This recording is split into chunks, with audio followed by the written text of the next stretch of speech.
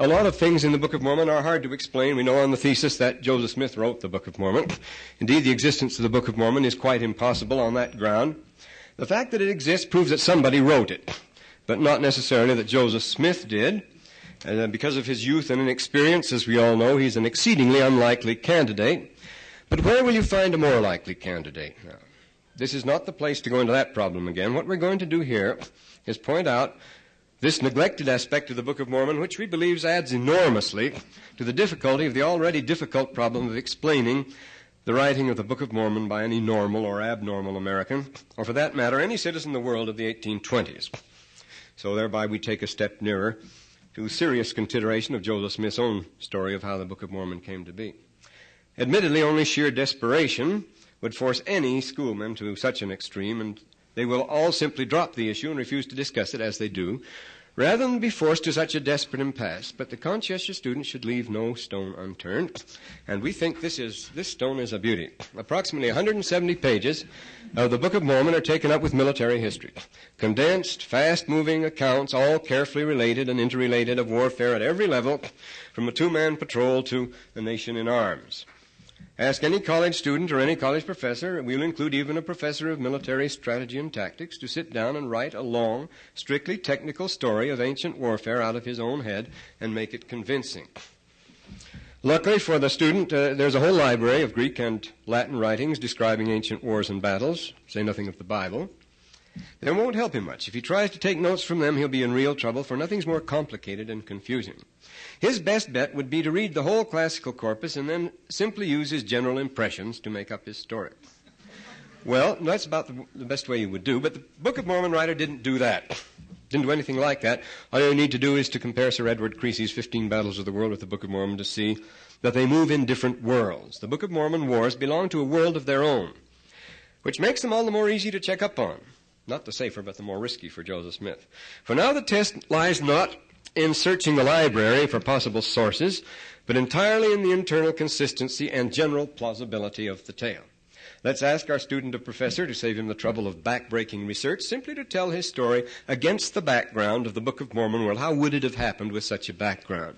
Which he's perfectly free to regard it as completely fictitious if he wants. Granted, this is a world that never was. Still, if there had been such a world, then how would they have fought their wars? How would you figure it out? What our student may not know is that there are certain samenesses about wars that is inevitable. That's why I could always bring in the Greeks and Romans when I was running out of Germans to tell the general, the people. He used to sit right up on the front row like that and not move the whole time. We were allowed 10 minutes break at an hour and a half, and then we'd go out for another hour and a half. And you had to dig to get up enough stuff to keep it going, week after week. But it fitted in beautifully. I mean, this old stuff. All wars become very much alike. After they've been going on a while, you run down, the fancy gadgets wear down, and you get down to particular fundamentals. Now, if there was such a world, then how would they have fought their wars? He must therefore take care, since there is a certain sameness, not to be too exotic and peculiar in his account. The red badge of courage could be used for almost any modern war. The long major conflict, no matter where and when it is fought, has certain unfailing characteristics and complications which can be learned only from those who have experienced them, and the Book of Mormon deals with long major conflicts. Here, then, we have two very usable controls of authenticity. First is the difficulty of inventing a long and involved military history without betraying one's hopelessly amateur status. For whoever wrote the Book of Mormon was an amateur, naturally. There were no professionals around then who knew about this. A full generation had passed since Americans had known the meaning of any real war. All this stuff was far away and long ago. There was no one who could handle this.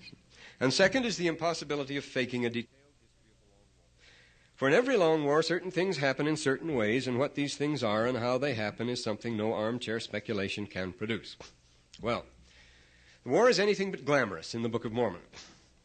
The campaigns and battles are described not as a writer of fiction would depict ancient warfare with all its excitement and color, all that a romantically inclined young American of the 1820s would imagine as the gaudy trappings of heroic daring-do is conspicuously missing. None of the romantic movement here. We have very romantic war stories. It's a real war. It's real war we see here, a tedious, sordid, plodding, joyless routine of seesaw successes and losses, brutally expensive, destructive, exhausting, and boring, with constant marches and countermarches that end sometimes in fiasco and sometimes in intensely unpleasant engagements which everybody wants to avoid. The author writes as one would write, as only one could write who had gone through a long war as a front-line observer with his eyes wide open. You'd swear this man had been through the Civil War, but the Civil War didn't come till after. So there's something wrong there. He's guilty of anticipation or something. You see, just to show how standardized these things are, as you know, in German war schools, I don't know whether they still do it in Germany and all European countries, the classic handbooks used for studying of strategy and tactics are from the American Civil War. Those are the classic battles, and they're still used. Of course, Ritchie was only a couple of miles from Gettysburg, and we did all our war problems on the basis, the Battle of there was Tom's Creek, all the well-known, Emmetsburg, all the well-known places in the Civil War. We'd fight those battles over again, and they were just as good, it was just as valid for training as the most modern tactics. We always used the classic battles of the Civil War. The equipment was somewhat different, but not as much, that doesn't make as much difference as you'd think.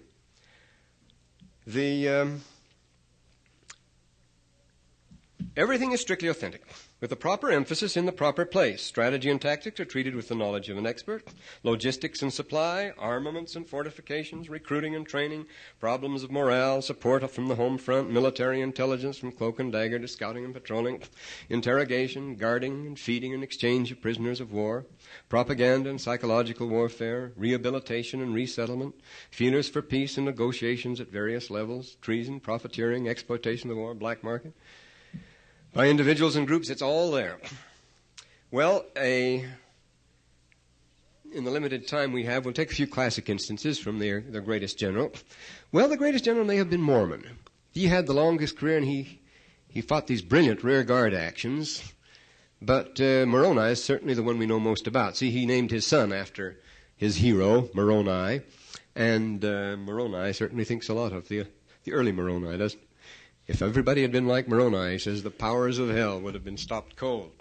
But he's the great military genius who takes over at the age of 25. But notice how he operates now. Yes, the later Moroni says he was a man of perfect understanding. Yea, if all men had been like unto Moroni, behold, the very powers of hell would have been shaken forever.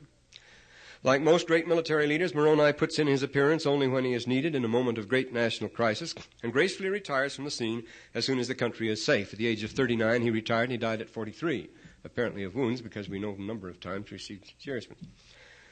The story begins with a brief introductory chapter on Cold War, and this is an extremely instructive chapter on Cold War, the 35th chapter of Alma, which concludes with the same words that Thucydides and Herodotus used. Thus the Great War began, and the Great War between the Persians and the Greeks in one case, and between the Spartans and the Athenians in the other. How did the Great War come to pass? Well, this chapter ends at, the 13th verse. And thus commenced a war between the Lamanites and the Nephites, and that war lasted 14 years, didn't it? And notice how it began. First, the preaching of the word had more powerful effect. Observing that the preaching of the word had more powerful effect on the minds of the people than the sword or anything else, that's a quotation, Alma had led a very powerful missionary team among the Zoramites, who were these in-between people. You see, you had Zarahemla here, and the Zoramites are somewhere up here. And here is Jershon. Their city here, Antionum. Well, we'll keep them here from Zoramites. And then over here, this was wilderness. This was Lehi down here. This would be Jershon here. And, where would the Zoramites. They go over, the people of Ammon are over here near the coast, aren't they? Here's the people of Ammon over here somewhere. This is purely relative, you see, but this is what happens. The Zoramites were dissenters from the Nephites, who we're told would not observe the performances of the church, but had gone off by themselves, and in the best Nephite tradition founded their own community between the Nephite buffer state of Jershon and the Lamanite-controlled wilderness. So they were between Jershon and the wilderness. See how wrong we are here? Jershon. Here's Jershon. Here's the wilderness. The Zoramites would be in here somewhere, wouldn't they? Yeah. And the main thing is that they split. They split between East Zoram and West Zoram, and West Zoram backs the Nephites back West Zoram, and the Lamanites back East Zoram. They both get sucked into this war this way. And they have a long period of Cold War. It was felt that the hostility of the Zoramites and their proximity to the Lamanites posed a definite threat to Nephite security. And that was why Alma, exceedingly sorrowful because of the separation of the Zoramites, when they went over, you see, to here, and sharing concern of his fellow Nephites, who, quote, greatly afeared that the Zoramites would enter into correspondence with the Lamanites, gave top priority to the Zoramite mission. The preaching of the brethren proved highly successful among one segment of the Zoramite population, and thereby greatly alarmed the rest.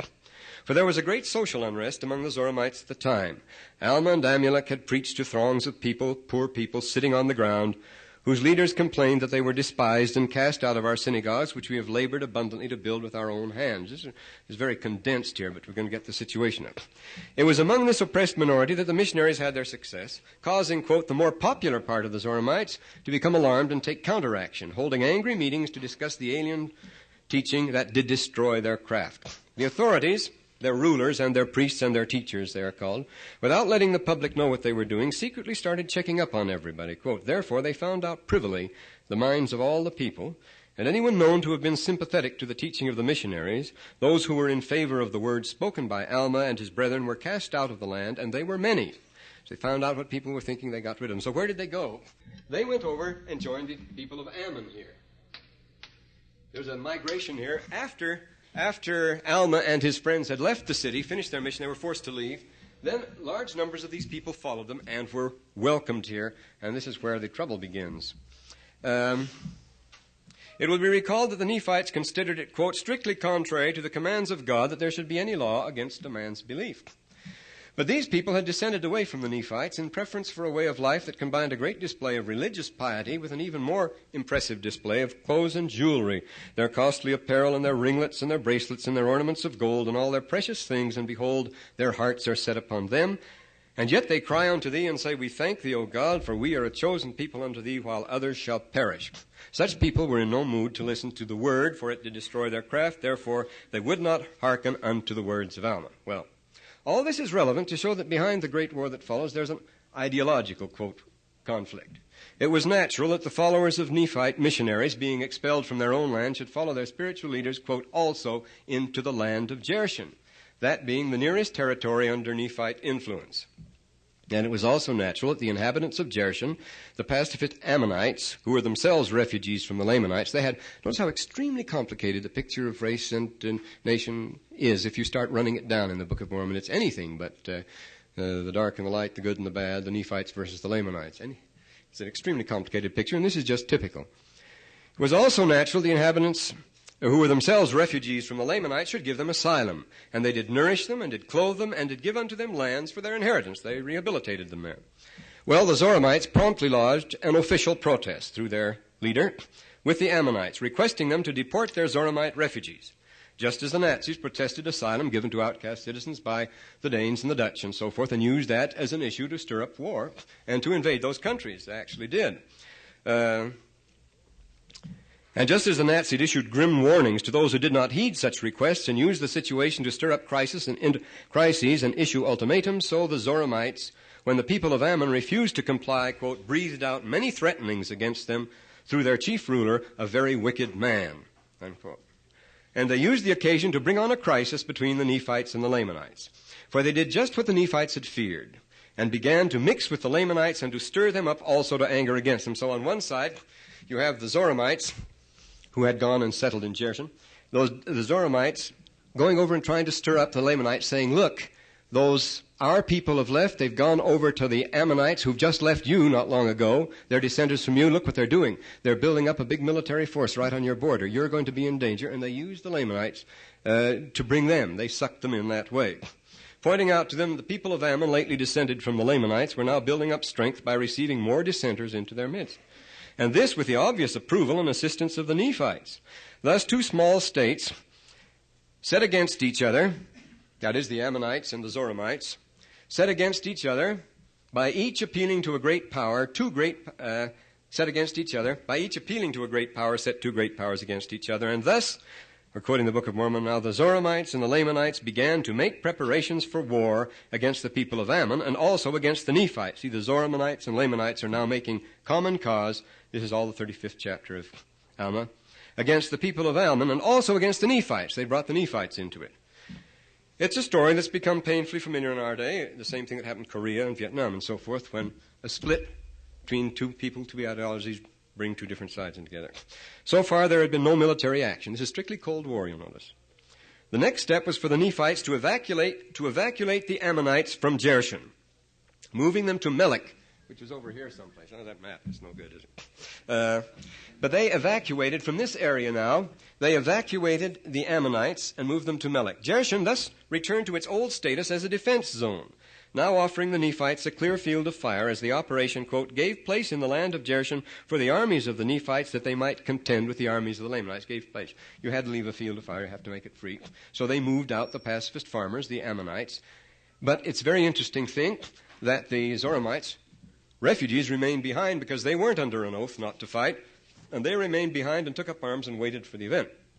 So with mounting tensions and threats, with each side feeling itself increasingly endangered by the other, the Cold War moved into a hot war. The Ammonites, being pacifists, moved out of the war zone, but the recent Zoramite refugees stayed on and armed themselves, we're told in 35:14. The Nephites felt as insecure as the Lamanites, and with good reason. This is not going to be a war of good guys against bad guys. What is worrying Alma was the decline of Nephite morality. When Nephites and Lamanites lock horns, there is little to choose between them in the matter of good or bad. That was the promise. What grieved Alma at this time was, quote, the wars and the bloodsheds and contentions which were among the Nephites themselves. He, we're told in the first verse of the 43rd chapter, has visited every city or sent a son to that city. He had a report from every city of the Nephites and found the conditions deplorable in each city. He had visited every city in the land and found the country in this state. The hearts of the people began to wax hard. They refused to listen to his preaching. So he sent his sons forth on special missions. This is his famous blessings on his three sons. Sent his sons forth on special missions to the people, and also he himself could not rest, and he also went forth to preach. They felt this was the best thing they could do and the thing that really needed to be done, because the Nephites were in a bad state. They never fight the Lamanites when they're... But the Lord had told Nephi that already in the 2nd chapter of the Book of Mormon. Remember, they shall have no power over you as long as you hearken to me. You should have no power, don't have to worry about them. When you weaken yourselves, that the issue with them comes up. Well, now we have the trouble with Zarahemnah.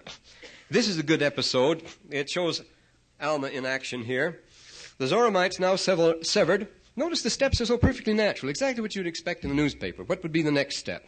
The Zoramites now severed all connections with the Nephites, and they took the name of Lamanites and considered themselves Lamanites henceforth. See, they'd have nothing to do anymore. They'd broken off from the coalition.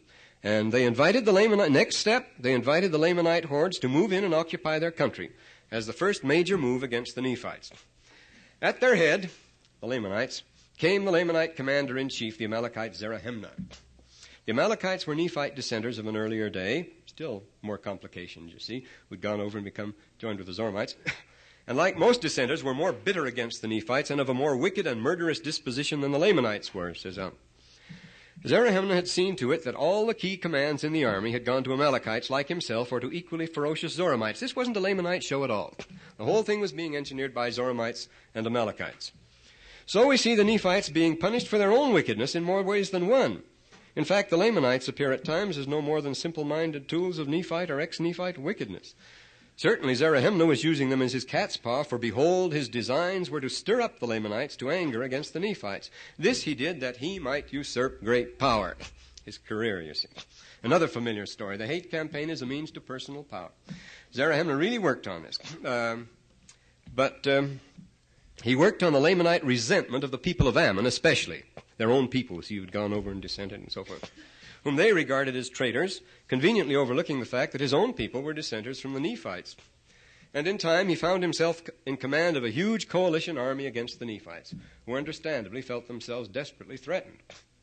At this moment, the 25-year-old Moroni appears on the scene, a military genius if there ever was one. He introduced improvements in armor to make his people far more than a match, man for man, for the enemy. He arranged the Jershon defense zone, and being on the defensive and greatly outnumbered, was particularly diligent in keeping a sharp lookout on all enemy movements. At the same time, Inquiring of the holy prophet Alma, after what is now known to have been an ancient custom in Israel, this Professor Yadin, the great Israeli archaeologist and their best antiquarian, in his book on the Milchama, the battle scroll, notes that in ancient Israel it was the custom, according to the scrolls, always to consult a prophet to find out where the enemy's dispositions were and where they should go and so forth. This is exactly what he does. See, he doesn't go himself. Notice he sends messengers to Alma to ask him where, Alma being out preaching, where he should meet them and what was happening. Now, he was preparing to meet them in Jershon. Jershon was the front line defense. So there should be over there, incidentally. And moving it all over the place. He was expecting them confidently to come to Jershon. That's the land that had been vacated because it was nearest. It was the most exposed. It was a big bulge there. And he had all his forces there, and he would have been completely caught off guard because Zarahemnah was very cute. He didn't go to Jershon at all. He made a lightning thrust against Manti, which was way down here in the corner, and it was for that reason weakly defended. They never thought he'd hit from there. But Alma told Moroni that that's what he'd do, so Moroni was able to save the day. Without that, they would have lost everything. But he brought this phase of the war to a quick end because of the inspired guidance of Alma. So he asked Alma regarding the enemy's plan of battle, whither the armies of the Nephites should go to defend themselves against the Lamanites. On the other hand, the Lamanite campaign was directed by Amalickiah and Zoramite officers. They had an advantage, too, because they'd all been Nephite trained. They knew all the Nephite tricks and their military secrets and methods, and this would have given them an enormous advantage over any commander but Moroni. Right at the outset, his foresight had robbed them of their first logical objective, the buffer land of Jershon. He had taken his main defense position there, but when the messengers returned from consulting the prophet, he learned that the Lamanites were planning a surprise attack by directing their push against the more inaccessible but weaker land of Manti, where they would not be expected. Immediately, Moroni moved his main army into Manti and put the people there in a state of preparedness. Informed of every Lamanite move by his spies and scouts, Moroni was able to lay a trap for the enemy, catching them off guard as they were fording the riverside. This is the battle of Riplah, which is a very good example. It's the four phases of the battle. First, there's the approach march. Zarahemnah comes up here. He's going as fast as he can. He's going to surprise Manti, and he has to cross the river to get there. So they know the place where he has to cross the ford, and they're waiting for him. And there's the Mount Riplah here, and here is Lehi, a very ferocious, a very competent and aggressive general. He's placed with a small force here, and they let the marching line go back. What's his name establishes his army post on Zarahemnah on the bank of the river here, and he starts to cross here. A slower operation. Slowing down. When they're slowed down, then he attacks their rear here. Lehi attacks their rear. He has strict instructions not to touch the water. He must not advance into the river. Let them cross. Let them get over here. Because on the other side, there's what's called the West Valley. Moroni had prepared emplacements waiting for them, not very strongly manned, to engage them as they came over. They were able to break through there. Moroni was concealed behind the hill here, and he hit them from both sides. He's concealed, all right. And yes, he is. I'm the only one who can see him. Well, they went over, and the greatly superior forces of the Lamanites carried them through, and it says they fought desperately, and they nearly turned it, and what saved the day was Moroni's reserves. He had reserves back of both hills here, the other side, which formed the West Valley, and so the Lamanites regrouped and fell back, and here they were surrounded on all sides, and there they surrendered, and here it was on the plain by the river that they had the parley with Zarahemnah that he talks about. Yeah? Is this something like Cowpens sword? Which one? Cowpens in America. The cowpens, what they call cowpens. Yes, it was. You get them in a box canyon. You put them in there. They had it all laid. He wanted them to go through, though. They wanted to break them down. They have various names for these. Mostly the German names, anyway. But here he inserts an apology. The younger Moroni inserts an apology for the use of espionage, which he realizes is not playing fair. But he says since it was only the desire of the Nephites to preserve their lands and their liberty, therefore he thought it no sin that he should defend them by stratagem. The ensuing episode shows what a stickler Moroni really was for fair play, though. This isn't just rhetoric here. The battle at the ford was called the Work of Death. No glamour and no glory. After they'd crossed the river and collided with Moroni's reserves in the West Valley, the Lamanites were at bay. But this was only their first setback, and they did fight like dragons. But the Nephites had the better cause. The younger Moroni explained, since they were fighting strictly on the defensive. This was no pious cant, for the Nephites in this case were really not the aggressors, and they never are.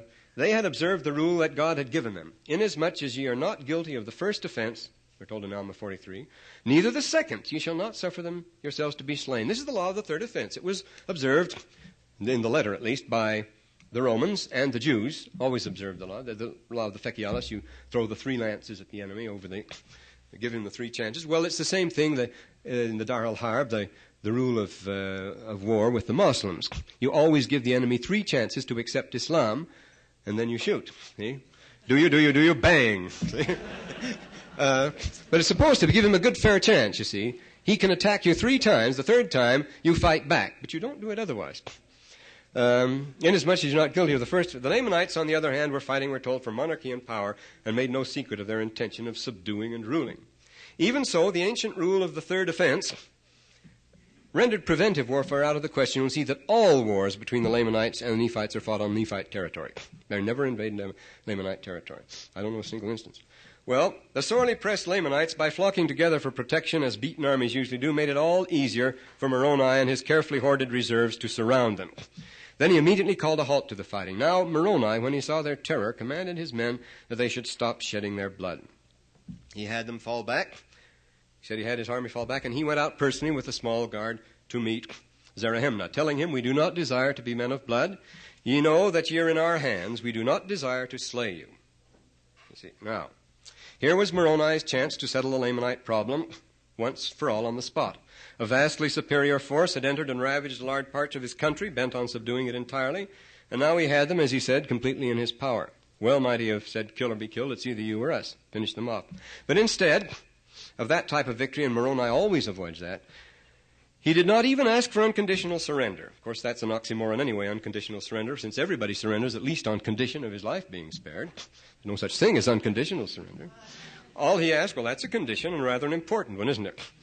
All he asked of his bloodthirsty foe was that they deliver up their weapons and promise not to fight the Nephites anymore. Then they could go their way in peace without reprisals, punishment, hostages, or guaranteed. He felt perfectly secure in taking such a step, and he explains it to the incredulous Zarahemnah. He says, yes, this is all. Zarahemnah was cynical. He wouldn't believe this.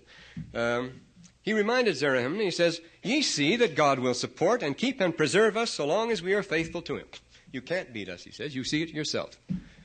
A much inferior force, much smaller Nephite force had got them all surrendering here. Well, Zarahemnah handed over his sword to Moroni, but his hatred of the Nephites only heightened by his humiliating defeat. And he cynically and realistically observed in so doing that there was no point to taking such an oath, he said, which ye know we shall break. We'll break it, he says, and you know we will, so why ask an oath like that? He reciprocated Moroni's gallantry and humanity by accusing him of not playing fair. He says, you only won because you stratagem. You cheated, you rascal.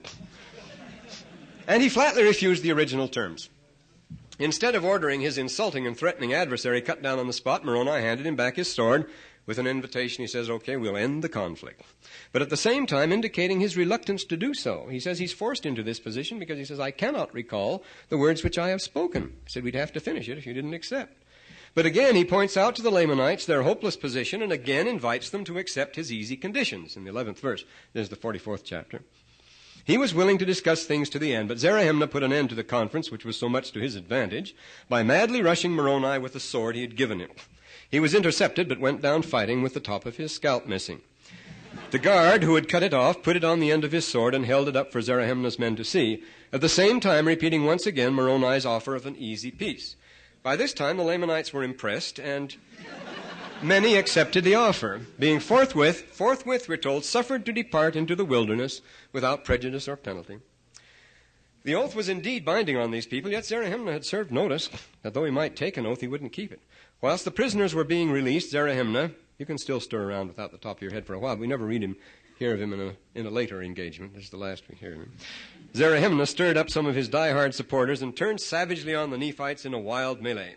This time Moroni had had enough of the obnoxious Zoramites and gave the order to let them have it. But very quickly Zarahemnah and his crew knew they were beaten. Again Moroni instantly stopped the fighting and caused that the work of death should cease again, and after they, including Zarahemnah himself, had entered into a covenant with him of peace, they were suffered to depart into the wilderness.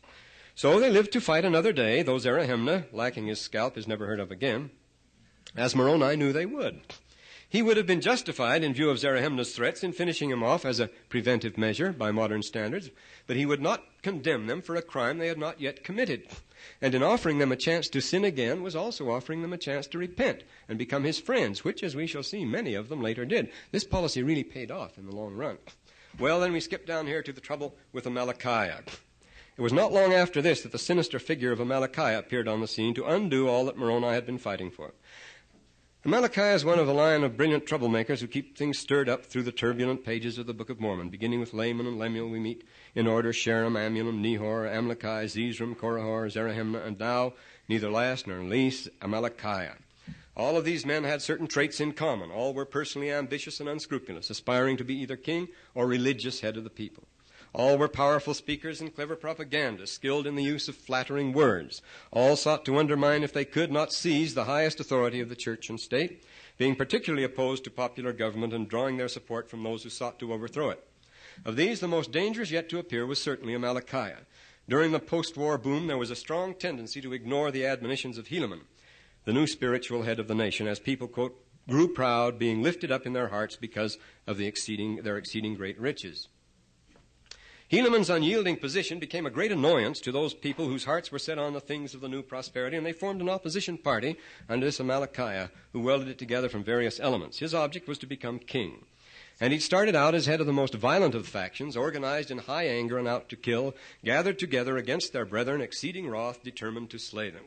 To these, by promises of high office and power, he added a host of ambitious local officials, lower judges of the land, seeking for power, we're told.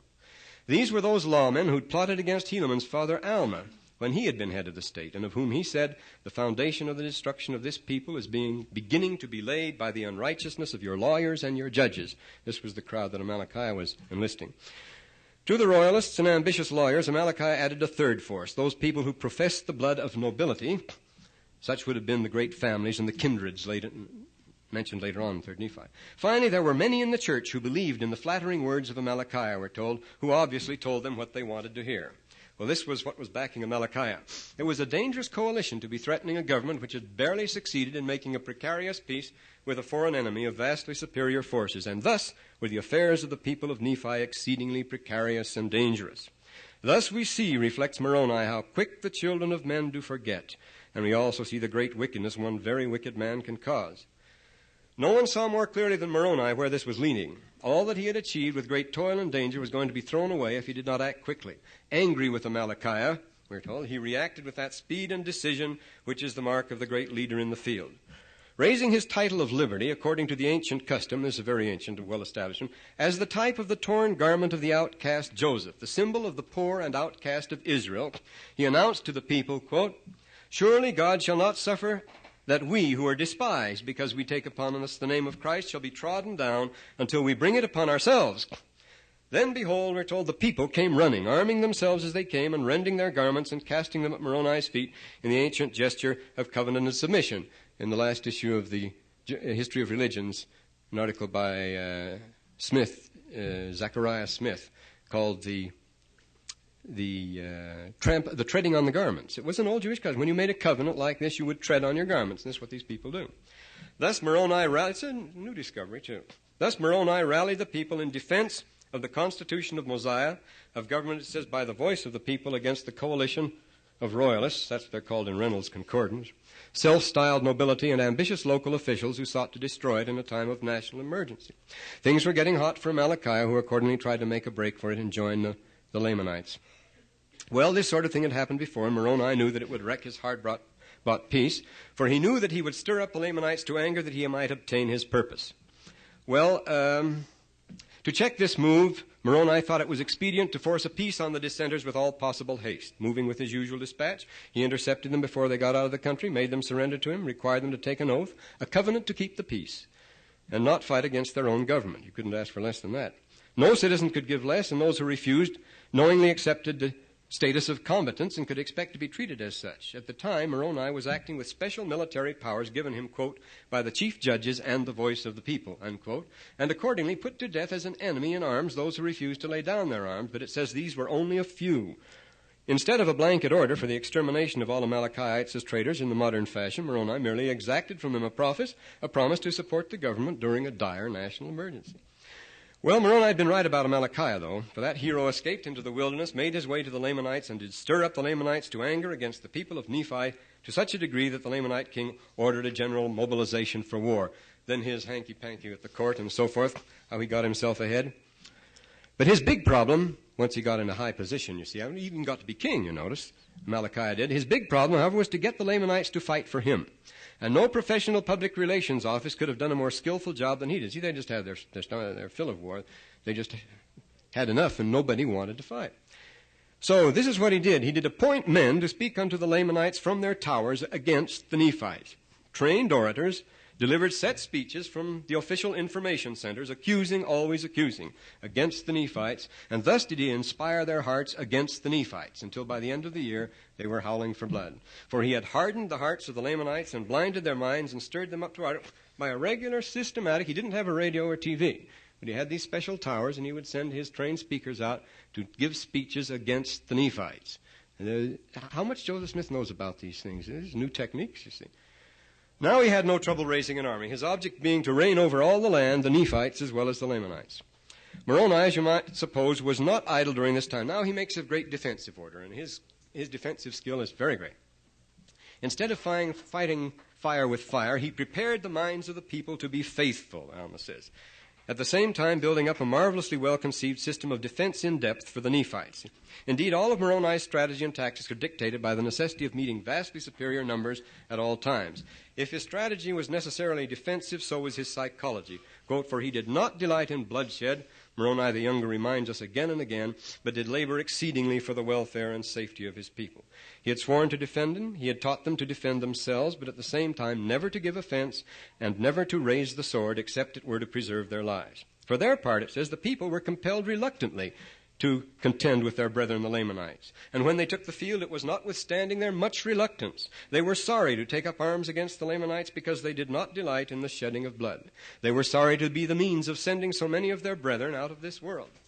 This was Moroni's own attitude, and like Alma, he insists on designating the enemy as his brethren, and he means it. This, then, would seem to be a case of the good people against the bad people until we remember that the Lamanites were equally reluctant to fight the Nephites. Nobody wanted this war. Our story being a lesson in the great wickedness one very wicked man can cause. Well, Moroni's defenses were based on a series of strong points, being a defense in depth, as modern defense lines are. And, of course, when you have a superior force, that's the only thing you can do. It's the only way you can take the momentum out of it. Besides, this is what it was. Besides specially placed small forts, or places of resort, they're called, towns and cities on the line were also converted into strong points. Such an arrangement, this is the Igelstellung, this is the Maginot arrangement. The Siegfried line was a defense in depth. We call them pillboxes. They were called pillboxes. And the thing is, you have to, no matter how superior a force is, you have these strong places here. They can communicate with each other, and you can't bypass them, you see, without being cut off. They can cut off your supplies, so you have to slow down to reduce one by one, or what can you do? You can't bypass them and leave them behind you. They'll slow you down no matter what happens. They can't beat you. You're much stronger, and you have freedom of motion and so forth. But you can't leave them behind you, and you can't just pass them. You do it where you can, but there are cities too. See, it said they set up these special small forts or places of resort, meaning they were very mobile. They could fall back on them. And the towns and cities were also converted into strong places. Such an arrangement can take the momentum out of any military steamroller and slow down or stop any attacking forces, no matter how formidable, by forcing it to reduce one strong place after another. Well, even the Belgians, who were not expecting the Germans in 1914 at all, in von Kluck's great push to the North Sea, the great right-wing swing into France there, were able to slow them down and wreck their schedule completely, just by putting up a token resistance because they had a few forts in Belgium. Antwerp was a very strongly fortified place. They were old-fashioned, they were archaic forts, but they slowed them down and they stopped. They turned the tide of war, actually, because they had these strong places. And he's able to do the same thing here. See, what they do is enable you to gather your forces for a counterattack while they're they're being embarrassed here. By forcing it to reduce one place after another, or else bypass the fortifications, and thereby leave dangerous enemy forces in its rear to disrupt communications and launch harassing counterattacks on invading units. With this strictly defensive program, the preparation being to fight, if at all, only on their own grounds, and an early warning system was important. You can't, as Churchill always says, you can't be strong everywhere. For victory, and of course this is the theory of Clausewitz and of all the German general staff after the War of 1870, namely, you must be overwhelmingly strong at one point. Then you win. You break through, and then you spread out, and then you roll up the line, the conventional things, but you must be overwhelmingly strong at one point. You can't expect to be strong everywhere.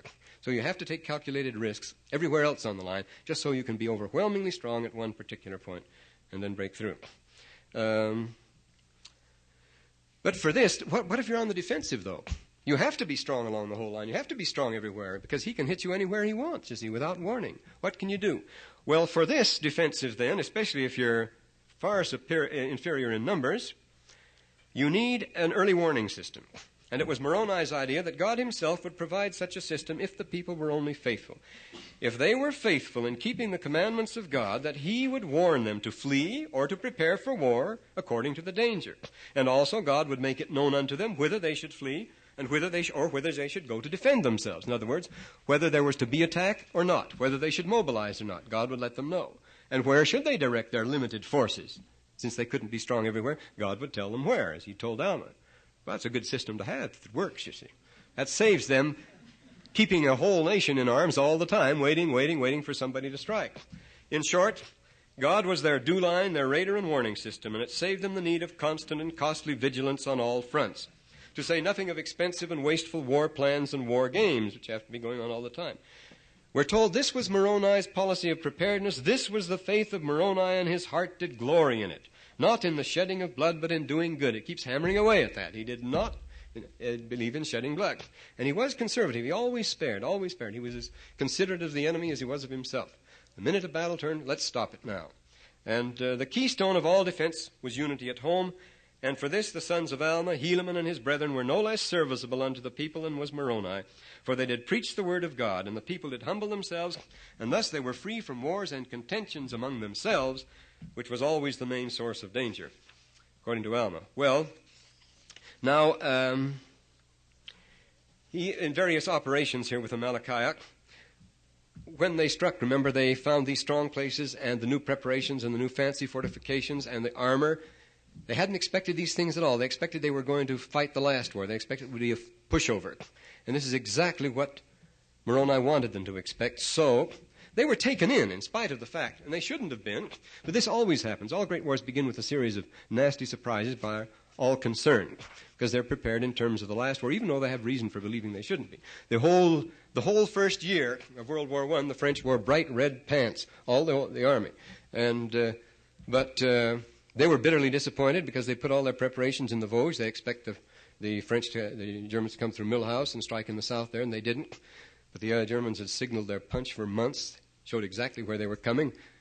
But they were brutally surprised. They never expected that the English would support France at all, the few English units over there. The one thing that von Kluck said completely flabbergasted him. He never expected the resilience, the comeback of the French soldiers. After they were beaten, they came back. And he never expected that. Spoiled his whole plan, everything. But they should have known these things, but they don't. Now, Napoleon says the one duty of a general is never to be surprised. But these generals were surprised, and they were mad. And they took an oath that they would go and wipe out the city of Noah. Here was an undefended city. They would hit it fast and make it an object lesson, exactly as the Germans did of Antwerp when they failed to get through Belgium, when the Belgians resisted them and slowed them down. They made an example of Antwerp. They burned the greatest documents library in the world, and it horrified everybody. But they thought this would show that they meant monkey business and nobody would dare to resist them forever after. Well, it didn't work. They tried that policy again and again, and it backfired. But this is what these generals do. They took an oath to destroy Noah. Now, Moroni decided that that's exactly what they would do, so he just invited them to come to Noah, see. And he had a special preparation there, a beautiful gate, a very strongly fortified key arrangement at a gate there that couldn't be assaulted directly. But they'd taken their Offizierseid. They'd taken their officer's oath to die or take that. And in one after another, suicide assaults on that gate. All their officers are killed. They lost 1,000 men. They lost all their officers. They marched back home and told, what's his name? It's Amalickiah now. And he was fit to be tied. There, yes. The supreme test of generalship, we're told, is to have the enemy play your game, making just the moves you want him to make, under the impression that he's being very smart on his own. Moroni did just that. The attack on the city of No, we're told, was according to his desires.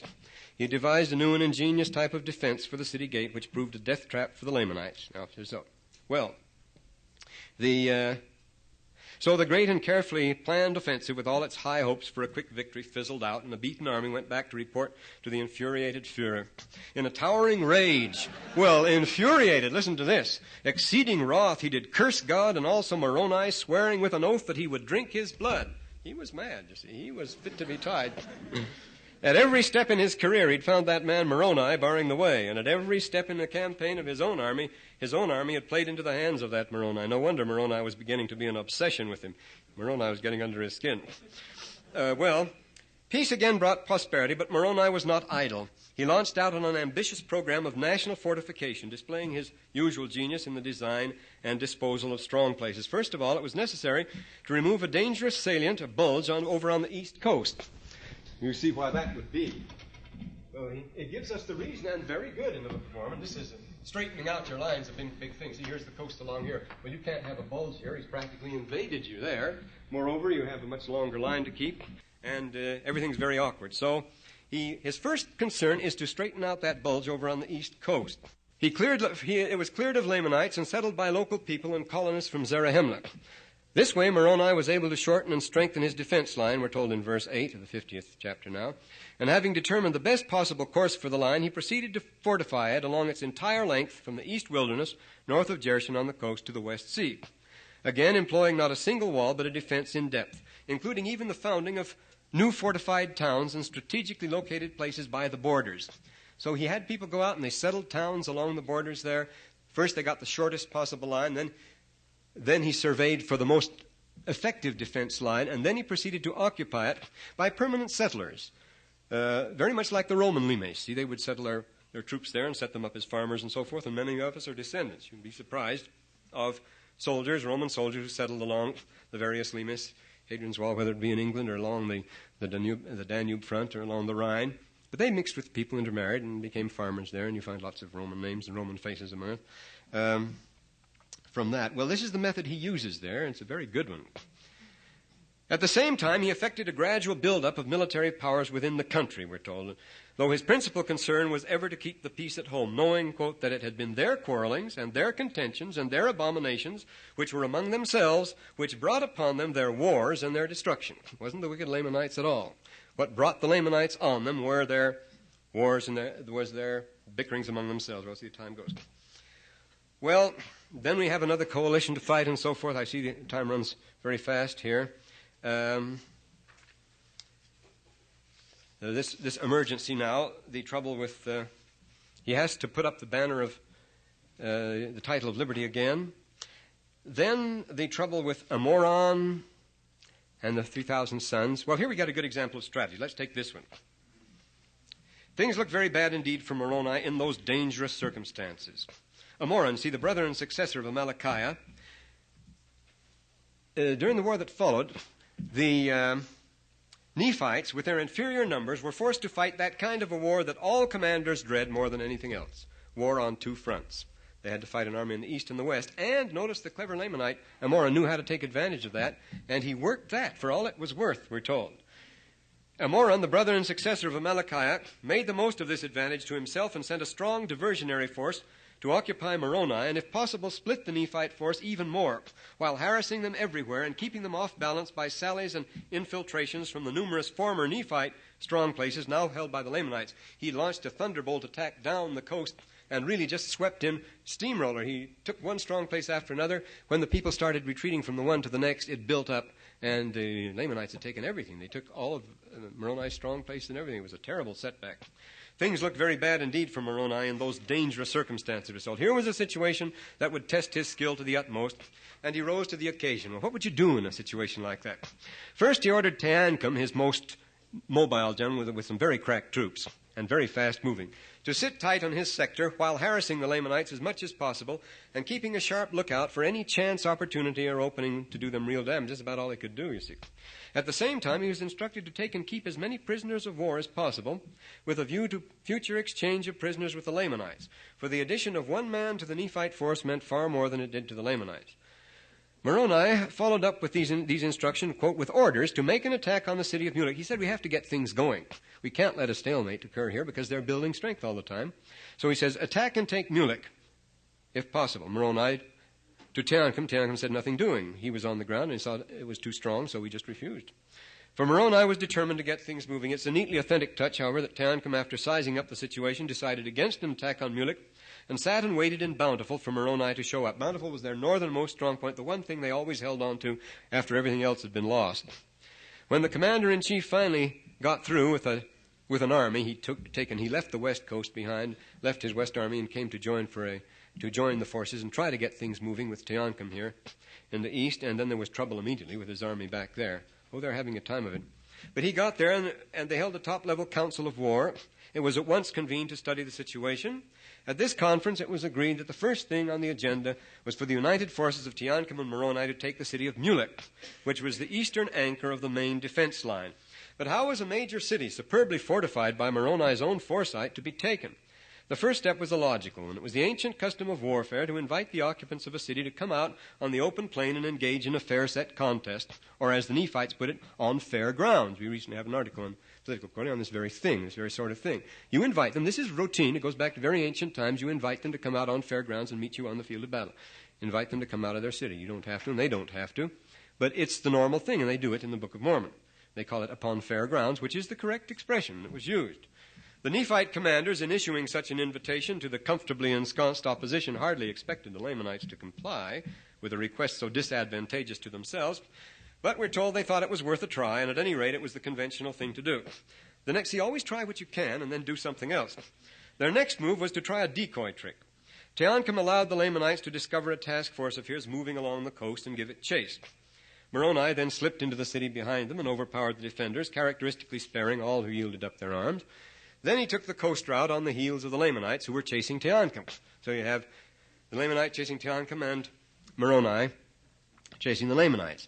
As a secondary diversion, a small Nephite force under the terrible Lehi had issued from the west side there out of the main base at Bountiful and met the Lamanites head-on.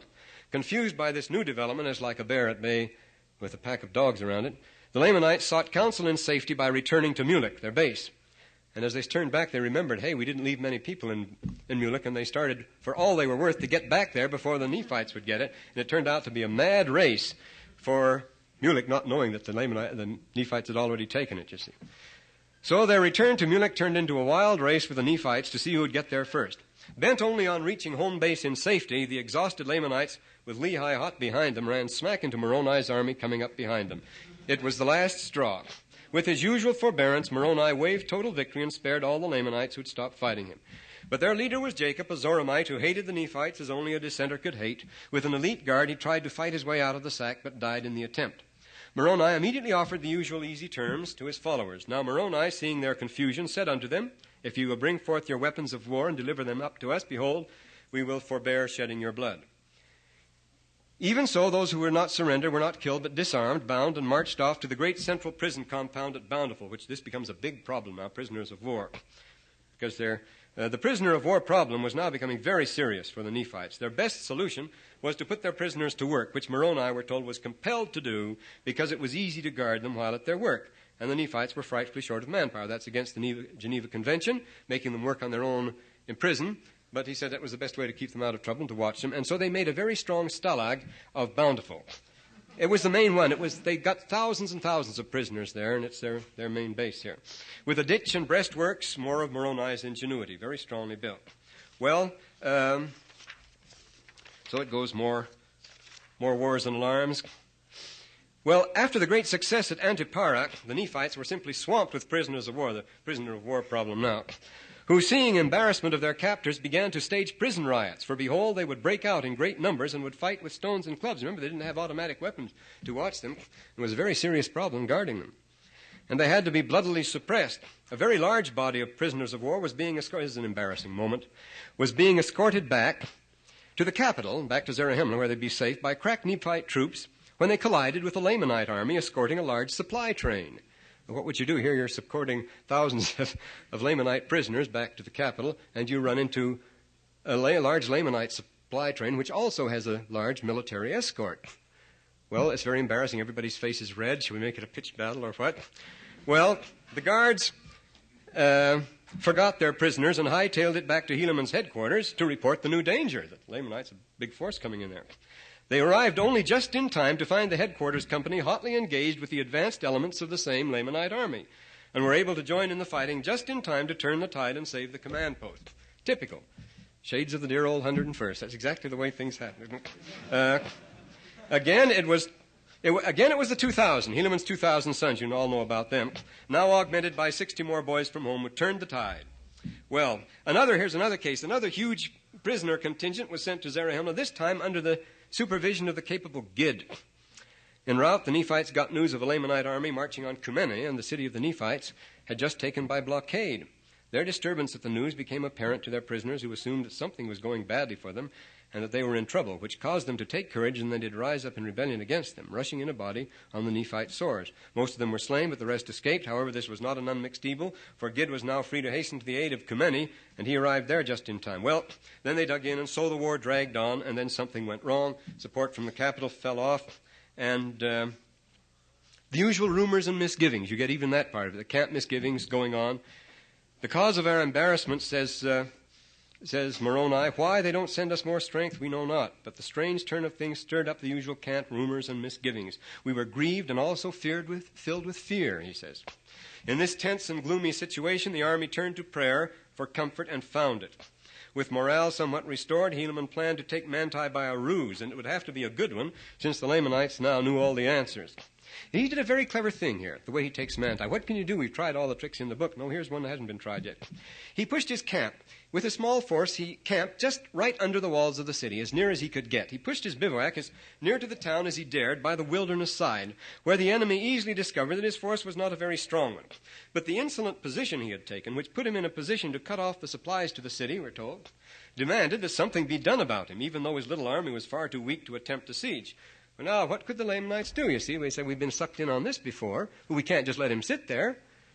We'll just go out and teach him a lesson. And as soon as Helaman made sure that the Lamanites were getting ready to come out and teach him a lesson, he divided his small forces into 3 bodies. One under Teancum went off and hid out in the wilderness in one direction, while the other under Gid moved out and lay low in the other direction. The Lamanites came out in full force and took out after Helaman, who of course retreated at top speed. They expected him to, leading his pursuers unawares right between the forces of Gid and Teomner, who lay quietly until they had passed and then ran into the city and fell on the guards. For in their haste and confidence, the Lamanites had left only a few to guard the town. They were easily destroyed, Moroni not being there to prevent it. The Lamanites had to give up the chase. Now, what did Helaman do then? He made straight for Zarahemla. Well, this would make his pursuers nervous. They wouldn't dare chase him, not because Zarahemla was particularly dangerous, but they expected a trap when he headed straight for the capital, you see. The Lamanites had to give up the chase when they found that their quarry was heading straight for Zarahemla, leading them to suspect another of those Nephite ambushes. But what they didn't suspect was that their fleeing victims would double on their tracks, march around them in the nighttime while they were sleeping, and beat them back to Manti, the last place in the world where they'd expect to find them. So the Nephites took Manti without the shedding of blood. While they bivouacked in the night, instead of going on to Zarahemla, they just returned, went around them in the night, and took Manti. Now notice how the tone of things changes. The discouraged Lamanites now began an evacuation of the area. The Nephites began cautiously and not without risk to resettle some of the lands they had retaken. Helaman permitted his 2,000 to go into a rest area at Manti. Well, that's not the difference. This is after the trouble with Pahoran then, where you get... He goes out with Pahoran. They become fast friends, you know, and they campaign together after that. And his first interest, yes, after this, his first interest was to take Nephi, lost by his own miscalculation. There's another human touch. He had a great master plan in which he was going to take everything. So he wouldn't let anything bother him, this master plan he was building up. So the Lamanites struck first and wrecked the whole thing. And he was furious. He blamed everybody for it but himself. And No, it's very interesting. Notice Moroni often lost his temper. He lost his temper in the prisoner of war letter. He wanted to exchange prisoners of war greatly to his advantage. He didn't want to appear over-eager, so he got insulting when he wrote this letter to a Moron. And a Moron insulted him back, and he lost his temper, and the result is the deal was called off. But, again, the same thing happened here. But then he had joined up with, got the strength he wanted after putting down the rebellion back home. The king men started up their old tricks again. It was a big coalition this time. They'd been coordinating their moves with the Lamanites, and he had to, the third time, he raised the standard of liberty against the old familiar crowd he knew so well.